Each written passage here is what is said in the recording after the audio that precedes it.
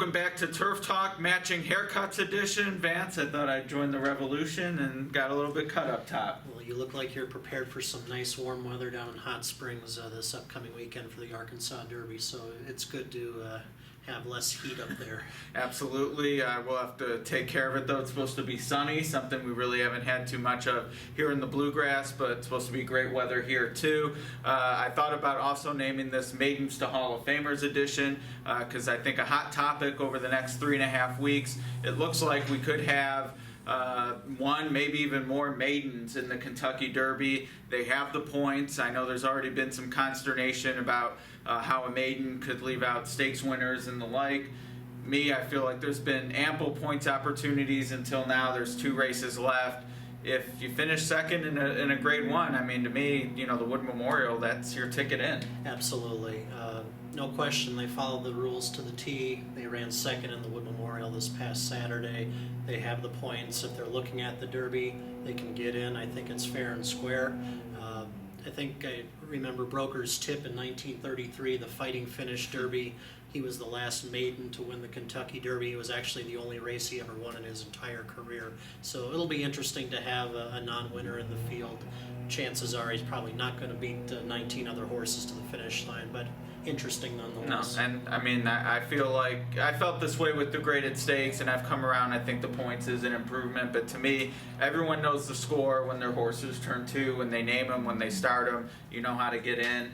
If you didn't get in, bad luck, racing luck, maybe you're not good enough, whatever. But I feel like at this point you've earned your way in once we get inside 3 weeks of the Derby. Yeah, can't disagree with you on that point. And when you say you remember Broker's tip, you actually remember the trivia. You weren't around for that Derby. Unless it was in a previous life that I just can't quite recollect. No, I was not there on that Derby day, unfortunately. All right, well, a famous photograph, and really that sort of outshines the fact that a maiden won the Kentucky Derby, which is pretty incredible in and of itself. And I hinted we went going from maidens to really the other end of the spectrum when it comes to accomplishment. Racing Hall of Fame. We'll reveal our ballots next week. I forget if they're due this week or next week, but you and I have both voted.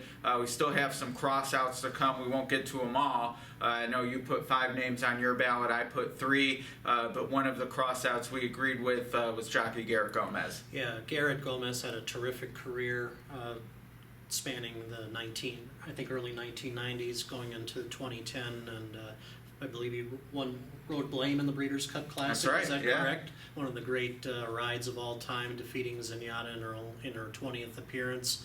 Unfortunately, Garrett, as great a career as he had, didn't have any Triple Crown wins to his credit. I think that just kind of puts him slightly below some of the other major jockey nominees on this ballot.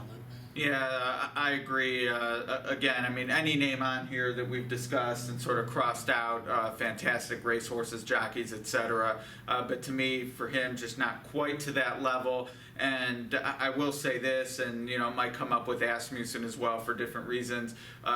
With Garrett, nothing to do with any off-the-track issues he may or may not have had. And I bring that up, A, to say it wasn't in my consideration, number 1, but number 2, I'd love to see P-Val on a ballot, because that is one jockey. You look at his accomplishments, and he keeps getting mounts and licensed, so to me, if he's able to ride, he's able to be in the Hall of Fame. Yeah, I agree, and Pat Valenzuela, of course, had a great mount aboard Sunday Silence, won the Derby and the Preakness back in 1989, rode numerous Breeders' Cup winners. Yeah. When he was on the straight and narrow, he was just one of the best jockeys in the world, especially out in his base in Southern California. And I hope someday I can hopefully vote for him in the Hall of Fame, because I think he deserves it. And, we mentioned, well, we didn't mention, but Ramon Dominguez is one of the other names on the ballot. We'll find out next week if either of us voted for him. But to me, P-Val, in addition to the great Breeders' Cup wins and Grade 1 wins, etc., Adoration comes to mind for me at 40-1.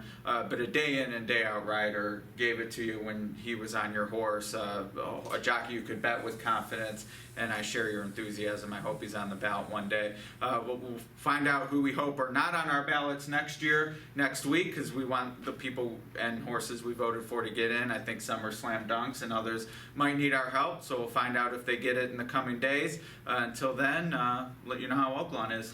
Have fun. I will. See you next week.